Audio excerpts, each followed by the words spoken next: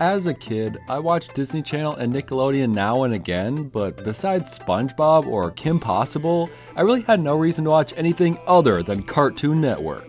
They were cranking out masterpiece after masterpiece, it felt like. I truly believe I grew up in the greatest era of Cartoon Network. You know, the one where they made shows that weren't cartoons on the little Cartoon Network. Okay, so maybe it wasn't such a great time. Then explain this absolutely stacked list of shows we're ranking today. Adventure Time, Chowder, We Bare Bears, Teen Titans Go, Courage the Cowardly Dog, Steven Universe Regular Show, The Garfield Show, The Looney Tunes Show, Uncle Grandpa, Johnny Test, The Amazing World of Gumball, Annoying Orange, Ed, and Eddy, Total Drama Island, Sym-Bionic Titan, The Grimm Adventures of Billy and Mandy, Codename Kids Next Door, OKKO, Clarence, Scooby-Doo Mystery Incorporated, and Over the Garden Wall. Now I know there are some huge omissions from this list that I've chosen. I specifically picked shows I watched as a kid and remember well enough to rank. I definitely watched Foster's Home for Imaginary Friends, but I just don't remember the show much, I'm sorry. I didn't watch Batman the Animated Series or Ben 10, and some shows like Dexter's Lab or the Powerpuff Girls were a bit before my time. I completely understand this list is extremely specific to me and my experience with Cartoon Network, but that's kind of the point, right? Besides, I guarantee there's at least a couple shows on here that you've seen, and most you know about anyways. Enough intro, time to find out which cartoon is the best on the network, and which one is the scene with an underage girl who freaking twerks. Adventure Time definitely feels like the face of the channel. I remember this show premiering, and I continued watching it until its finale. There aren't a ton of shows I can say that about from when I was a kid, and that makes Adventure Time super special to me. I love that the series lives on. Fiona and Cake was awesome, and I cannot wait to hear what the upcoming movie will be about. But enough about the series' future, let's talk about the show itself. Adventure Time followed our main characters Finn the Human and Jake the Dog on everyday adventures, with an insane cast of supporting characters as well. Some of my favorite characters from the show are Princess Bubblegum, Marceline, Ice King, and the coolest villain of all time, the Lich. The first few seasons start pretty slow, not really sticking to a big story, but season 3 is where things get good, and the show starts to get serious. The episode where Finn loses his arm trying to reunite with his dad was such an insane moment for me when it premiered. I rewatched the Lich's transformation and his grass arm ripping to shreds too many times to count. On the other hand, there's an episode called Chips and Ice Cream where two characters say chips and ice cream for 11 minutes straight that my family demanded I turn off for being insanely annoying, so not every episode was perfect.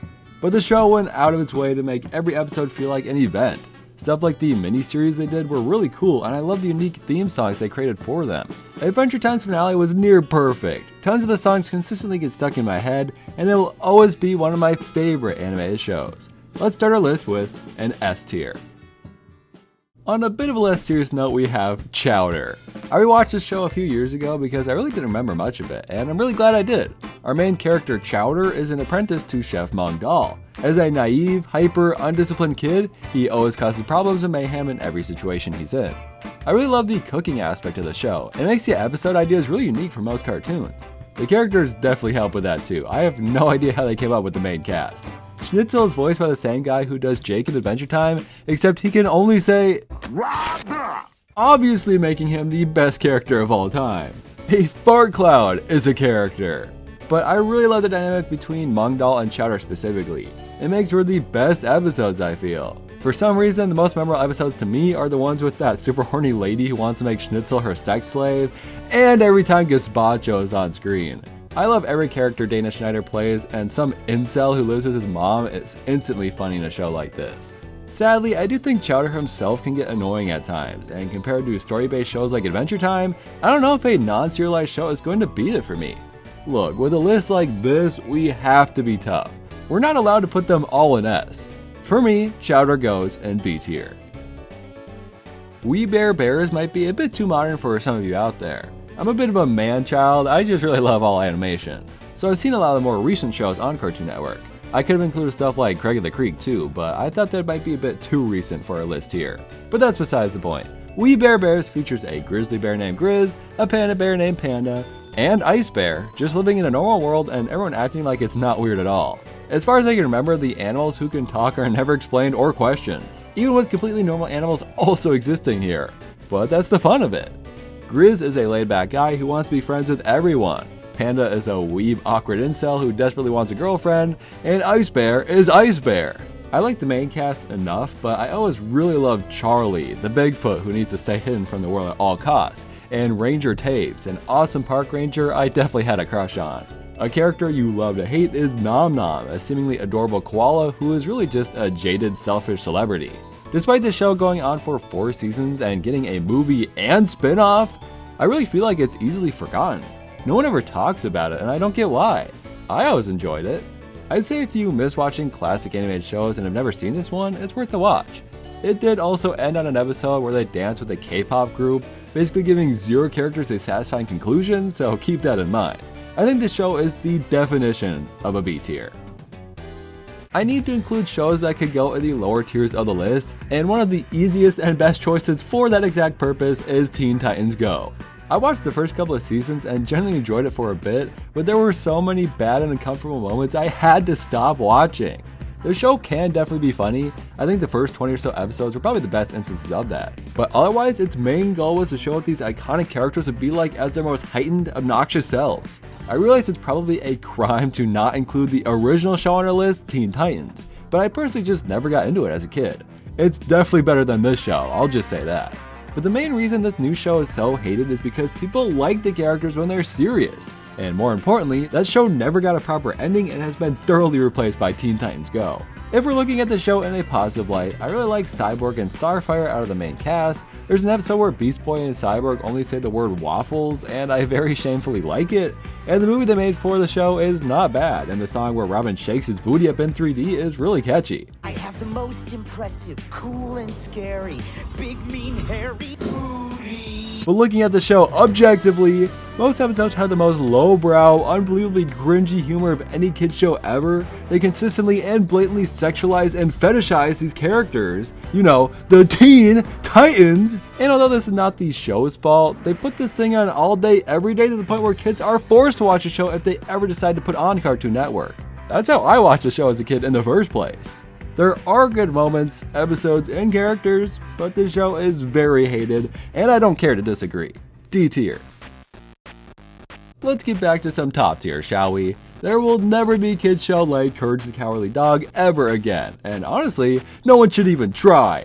Out in the middle of literal nowhere, Courage and his owners Muriel and Eustace Baggs deal with supernatural and horrifying creatures in every episode.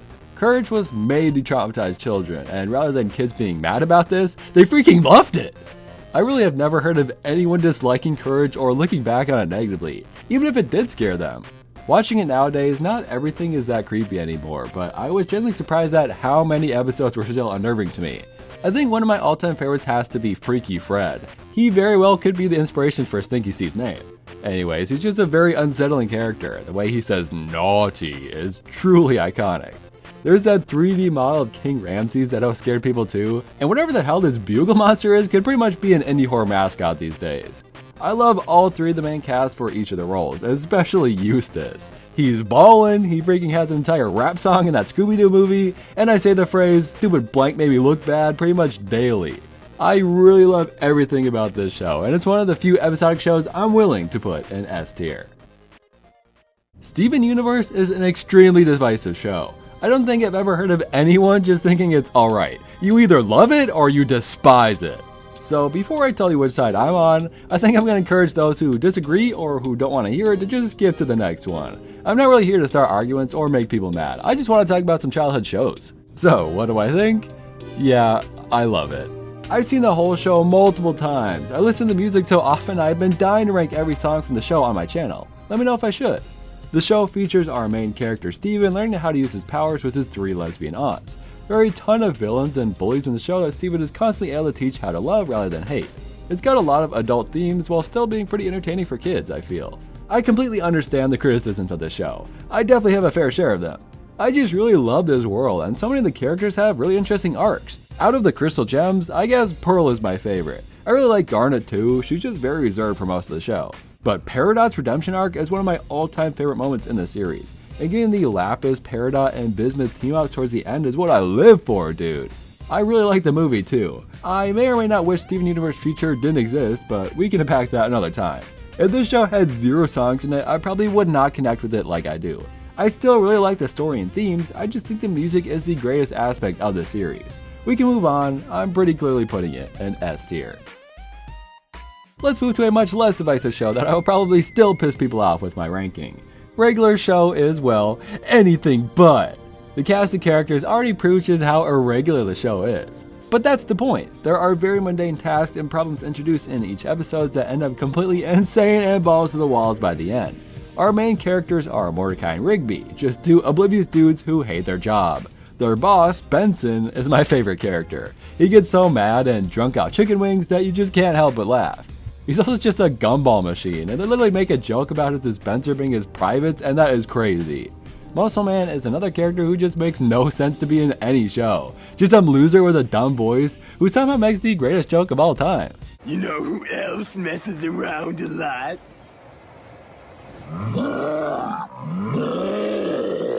If you've never seen every My Mom played at the same time, you are really missing out.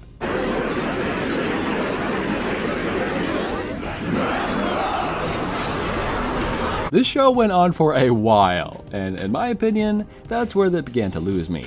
I really enjoyed the first few seasons, but the last few had so many bad episodes. And then the final season was in space for some reason, like why? I have no idea what others think about it, but I can't think of any episode I like in the final season other than the finale itself. Yes, thankfully it still stuck the landing with a satisfying conclusion to these characters. Still, I feel Regular Show worked best without an ongoing narrative, and when they tried to shift to that in the later half of the show, it ruined a bit of the charm for me. I am in no way saying it's bad, I'm just explaining why it's going in A and not S tier. Let me know how wrong I am in the comments. We ranked Regular Show, why not rank the Garfield Show too? Actually, there's a pretty good reason why we shouldn't. Garfield media is the definition of mediocrity. They almost always lean towards fine to terrible. Garfield just isn't entertaining or exciting enough to receive the sheer amount of comics, movies, and TV shows it has. Don't even get me started on the merchandise.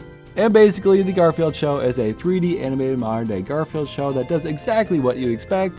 It puts the Garfield characters we know and love, like Normal and that one mouse, in wacky hijinks. Pretty recently, people started talking about just how much of a fever dream the Garfield Show was. There were so many awful and unwatchable clips from this thing that I would swear were made by AI if this didn't come out so long ago.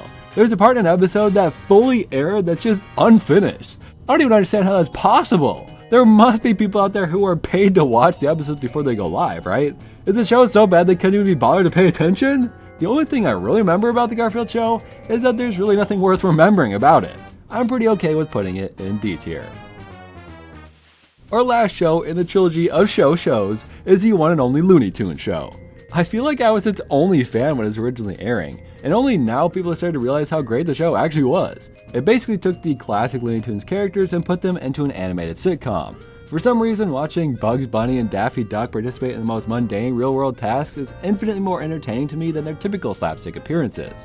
Bugs is a cynical, down-to-earth roommate, and it is my favorite iteration of the character. He's usually so insane in Looney Tunes media that it's really refreshing here. Daffy is just an actual idiot, always causing problems for Bugs, but always being entertaining in the process. And the other standout character has got to be Lola. She was doomed to be a woman with zero personality after introduction in Space Jam, but the show made Lola an actual character. She almost can't stop talking at times, initially seeming super annoying, but just like in the show, the more she talks and the more time you spend with her, the more she grows on you. She's obsessed with Bugs, who at times doesn't want anything to do with her, but eventually learns to love her, which is really nice to see. But besides these three, there's a ton of classic characters throughout the show. I have a really weird memory of Elmer Fudd singing sexually about a grilled cheese sandwich, which I wish was a sentence I completely fabricated, but no. This show was really weird sometimes too. I like this show for what it is, but I'm also very glad it didn't overstay its welcome. It's a fun scenario for the Looney Tunes series to tackle, but that's all it is. I enjoyed the show a lot and will fit nicely in A tier for me. Where do I even begin with Uncle Grandpa? Talk about a fever dream. The whole point of the show is to never make any sense. Our main character is somehow everyone in the world's uncle and grandpa, including Steven Universe. Sometimes he's helping a kid with their problems, other times he's just doing something weird with Pizza Steve, Mr. Gus, and Giant Realistic Flying Tiger. Yes, this is somehow a main character. The surreal world they live in is pretty fun, I have to admit. The world inside their RV is truly modern art. Uncle Grandpa definitely makes me laugh on occasion, I can't lie. His voice is just entertaining to listen to. Slouching on the couch, slouching on the couch, slouching on the couch, slouching on the couch, slouching on the... The show's art style is not great. At the very least, it's unique. You can't deny that. The humor isn't great either. It's pretty on par with Teen Titans Go most of the time. Although I'd argue I laughed at this show a lot more than the other. I also hate to admit that Aunt Grandma is just objectively hot. And don't try to deny it, you know it's true! But still, just like how We Bare Bears is an obvious B, I think Uncle Grandpa is made for C tier. Speaking of C tier, next up is Johnny Test. I genuinely enjoyed this show as a kid, and why wouldn't I? This show had everything! A neat freak dad at home, a super busy mom, the boy's best friend is a talking dog, 3 extreme teens with an air-breathing shark, mega action game controller skating in the park, pheromone bling bling. I mean, come on! What do we make of this? It's one of those shows that are so bad, they're kinda good. They went so over the top with bad jokes, weird characters, and constant sound effects that you just start to enjoy watching it. Most people just remember it for the whip sound effect though, and I sort of have to agree.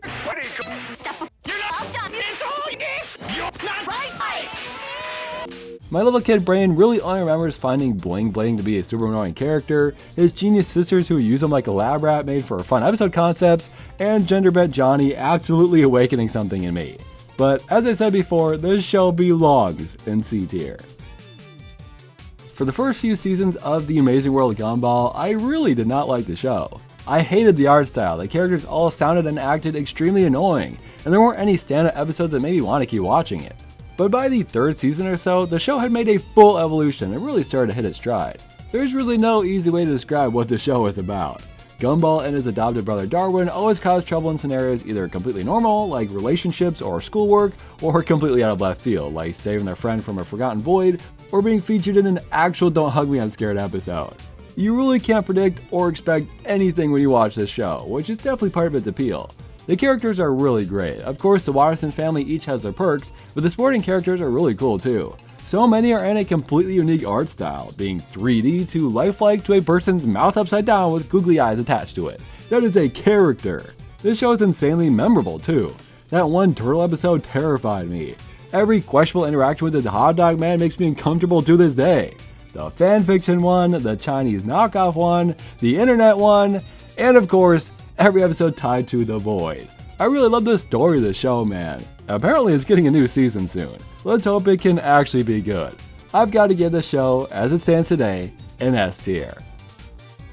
Yes, I actually watched the Annoying Orange show when it originally aired on Cartoon Network. This ain't even a cartoon, people! I guess it was technically called The High Fructose Adventures of Annoying Orange, which only pisses me off even more.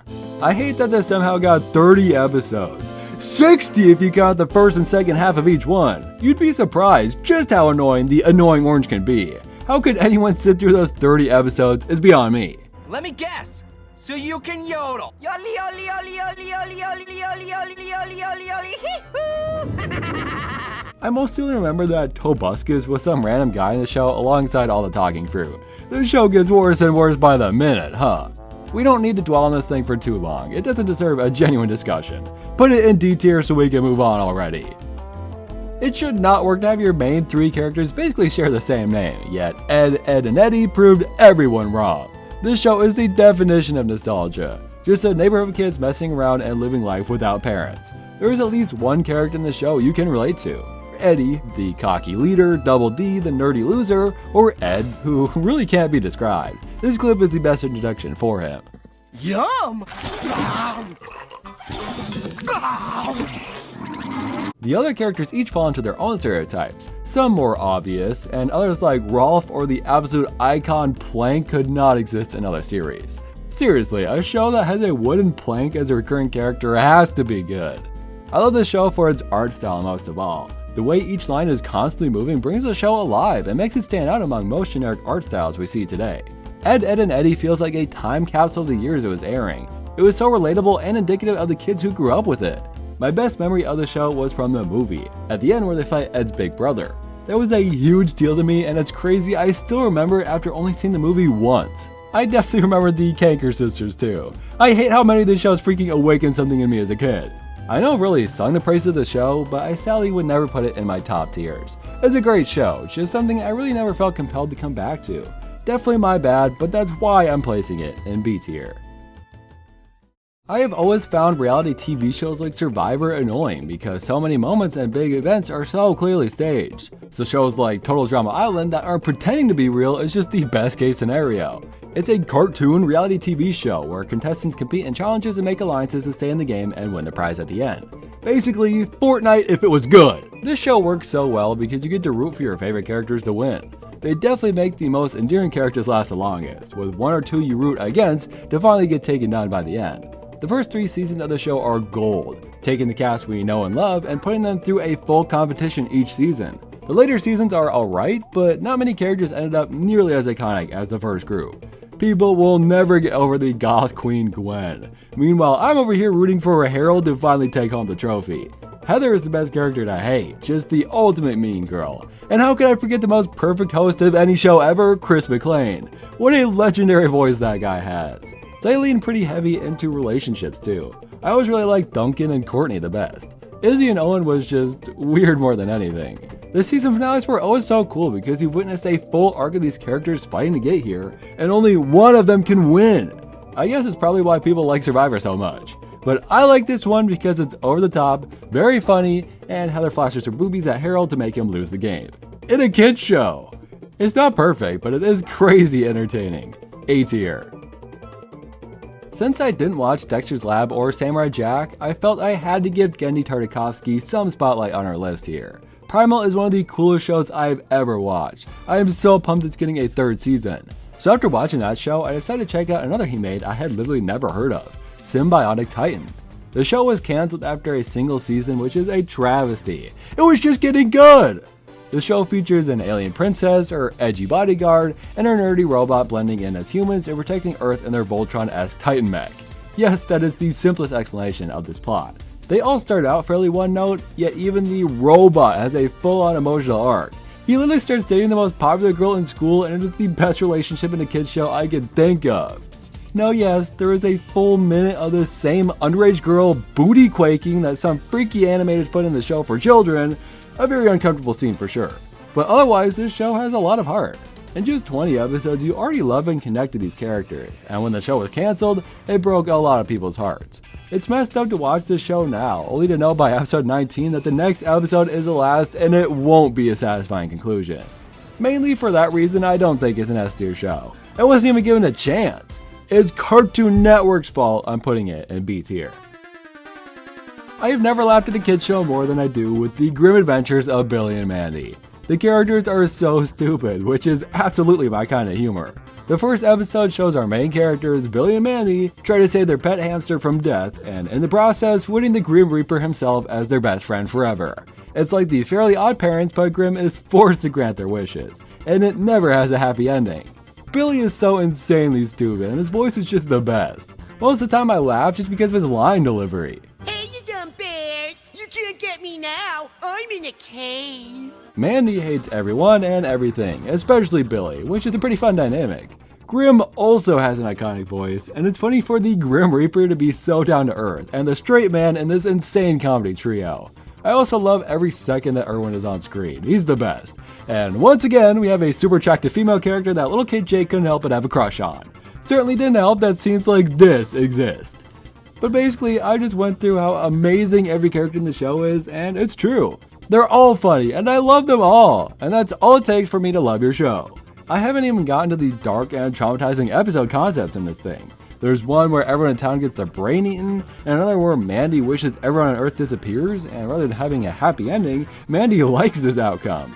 How many shows actually go through with a bad ending? This show is legendary. Gotta be S tier. I definitely loved Codename Kids Next Door when I was younger. Just a team of secret agent kids fighting bad guys and trying not to grow up. It's awesome. But man, I just cannot remember the show for the life of me. I remember number 1, 2, and 5 were my favorites. I remember those siblings who talked in unison being kinda creepy. I remember the Billy and Mandy crossover, of course. And that's about it. I decided I should probably watch some episodes then, so I looked up one of the best in the show and one of the worst. The episode I saw a lot of people loved is Operation Munchies. The teen's favorite cereal is out, and they take this deathly serious. This is a great one to watch because it gave every main character the spotlight rather than just one. And a ton of the series villains like this toilet paper guy or the one and only father are here too. A ton of classic villains fighting for a box of cereal in an 11-minute action sequence was pretty great, I can't lie. The bad episode I watched was called Operation Diaper, about a bunch of babies screaming and crying for 11 minutes straight. The only entertaining part was seeing the babies were born on 9/11 just like me! It still wasn't unwatchable, but definitely not good. Anyways, the theming of the show is great. It takes itself so seriously, and that's what makes it good. As I don't know this show well enough to put it really high or really low, I'll play it safe for now with a B tier. Let me know where you put it. I already love Steven Universe, so it made perfect sense to also watch OKKO, and I'm really glad I did. The theme song is so good, I'd watch an episode for that alone. It's a cartoon about characters in a video game working a minimum wage job and fighting crime on the side. The video game aspect very rarely matters, but the main character KO's entire goal is to level up. His co-workers are Red and Enid, one with crazy strong arms and the other with super thick legs. The main antagonist is Mr. Boxman, constantly sending robots to take over the bodega. This show really only expands the longer it goes on, featuring bigger villains and bigger backstories for the characters we know and love. One of the coolest aspects of the show is the amount of crossovers they have throughout. More cartoons need crossover these days, man. They did a Captain Planet episode, a freaking Sonic episode, and the Godly Creation crossover Nexus, featuring characters from every show we've talked about today, other than like Garfield and Annoying Orange. Most are pretty quick cameos, but Ben 10, Garnet, and Raven are main characters through the episode. It's very short and rushed for time, but still so awesome to see. OKKO is a super underrated show that I definitely want to rewatch someday. I remember so many arcs and episodes that were way better than they had any right to be. I'd have to give it an A tier. In some ways, Clarence is like the updated version of Ed, Edd and Eddy. It still catches that feeling of being a kid and doing whatever you want with your friends, but a bit more modern. Clarence himself is a really unique protagonist. Excuse me, could we get some crayons for drawing, please? Sure, sweetie. Thank you. The show never explicitly mentions this, but most people who watch the show understand he's a representation of autism. For a lot of kids watching, they won't see Clarence as anything more than a kid who always speaks his mind, makes friends with everyone he meets, and is always super positive. I really like this show for that reason in particular. There's also a character named Jeff, who would be very funny to make a Minecraft skin for. He's extremely selfish and is a great contrast to Clarence. Although he's portrayed as a main character with good intentions, he's often the antagonist of the episode. He's kinda like the Squidward of the show. Except I really don't care much for Jeff, and I gotta say, a lot of characters in the show are like that for me. Other than Clarence, I don't really like the characters. Most are just annoying entitled brats. A lot of the shows I love have cast of characters I love too, so it's not a good sign for Clarence's ranking. I still love a lot of the nostalgia it brings, the very first episode specifically. It's just in a McDonald's and it captures the feel perfectly. It's a really simple and down-to-earth show, I just don't think it compares to the rest of our list. I'm saying C tier.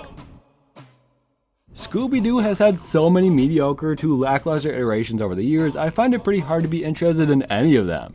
But Scooby-Doo Mystery Incorporated is hands down the best Scooby-Doo show to ever exist. It takes all the aspects the series is known for and puts them in a more serious story. It also features the best version of the characters, you can't even deny it. I've never once cared about Fred outside the show. He's so unbelievably funny here. His obsession with traps is never not funny. What's that? No, don't! Traps Illustrated? Freddy! Shaggy and Velma start out in a romantic relationship until Scooby finds out, resulting in the funniest line Scooby-Doo could possibly say. Are you cheating on me? And even the new characters they introduce are great. They just straight up put Joe Swanson from Family Guy in here and it's incredible. If you weren't my boss's son, I would not hesitate to make you disappear. Forever. I believe you. I hate that Scooby-Doo has never tried to have a big mystery throughout a season except for this show and that other show that doesn't even have Scooby-Doo in it. I really don't even want to mention its name. It deserves zero attention. But still, of course a more serious take on the Scooby-Doo formula is good. Not to mention the art style being the best of the series too. It's not hard when most shows look like this though. My main problem with the show is that it didn't stick the landing. The big mystery was cool until it wasn't. And the final episode sucked pretty hard in my opinion. Still a great show, still going in A tier. And finally, we have the Cartoon Network show that none other is worthy of being on the same tier list with. If you have never watched Over the Garden Wall, you need to stop everything that's happening in your life and binge the entire series. It's like 2 hours long. It won't take long, and it's absolutely worth your time. This miniseries featured Wirt and his brother Greg lost in the woods and trying to get home. Each episode features a pretty dark theme, all leading to one of the most terrifying villains in animated history. You only see what it looks like for a split second, and it's so cool I refuse to spoil it for you here. But clearly with Courage and this show being two of my favorites, you can tell I'm biased by these horror-based shows. But it's so much more than that. It has a better world and characters than Adventure Time, better music than Steven Universe, better monsters than Courage, and it pulled this all off in only 10 episodes. These shows are all trying so freaking hard and they still will never compare to Over the Garden Wall. Most people who've seen it partake in their yearly rewatch of the show right around Halloween. It's the perfect fall evening to sit down and watch through it all. Every time I watch it, I gain a new appreciation for something I never noticed, or something I'd forgotten about. It feels so special. I really have no clue how this aired on freaking Cartoon Network. The channel promotes Teen Titans Go like it's the freaking second coming of Christ. Over the Garden Wall is a masterpiece and it's by far the best thing Cartoon Network has ever aired on its channel. Let's give our list one final S tier. I grew up with Cartoon Network as my favorite TV channel, and it definitely made me into the animation fan I am today. So many of these shows are more than just cartoons to me. Half this list is straight up some of my favorite media to ever exist. But the other half is purely thanks to nostalgia. It's crazy how many good shows we watch as kids. The poor children being born in the last 5 years have nothing compared to what we have. What are they watching? Cocomelon? Paw Patrol? I see what my 5-year-old nephew watches, it ain't pretty. I am so very thankful to all these shows for entertaining me throughout my life. And it feels good to know I only wasted countless hours of my time watching crap like the Garfield Show. Thanks a lot, Normal! Let me know what your favorite shows are and how differently you'd rank this list. Stuff like this is extremely opinionated, and I respect everyone else's takes as long as you'll respect mine. Should I rank more Cartoon Network shows? Maybe Nickelodeon or Disney shows could be next. Let me know what you'd like to see. I especially want to hear my members' favorite shows in the comments. Time to find out if you all are intellectuals such as myself. If you want to be considered an intellectual, then please consider becoming a member of the channel today. Thank you Leland, Patrick Byerjean, Bright Streak, MD Switchy, Dojo Master, Lavatane, Jasper TV Keep, Omegon, Gull Guy, Jeb the Legend, Cheaper Ying, Gotham, Marie, Callum Ford, OK, Sarah Was Taken, Pika Girl For You, Chris Out Creations Cameron, Perskill Banenner, Bo Vanderland, Mora Mora, Checky, Green Man Yeah, Mr. Odell, Stuff Happens Sometimes, Peacock, Miku, Timur Kurganov, Eduardo Santiago, Aaron the Ghoul, Freakish Smile, and all three of Tarky. You are the best. I originally wanted this to be a less than 20-minute video. I can't stop myself. I just keep typing and typing, and before you know it, the script is 10 pages and I want to cry. Leave a like if you cry every time like me. I originally wanted this to be less than... I am so very thankful to all these shows for entertaining me throughout my life, and it feels good to know I only wasted countless hours. I am so very thankful to all these shows for entertaining... I'm in a cave. I'm in a cave.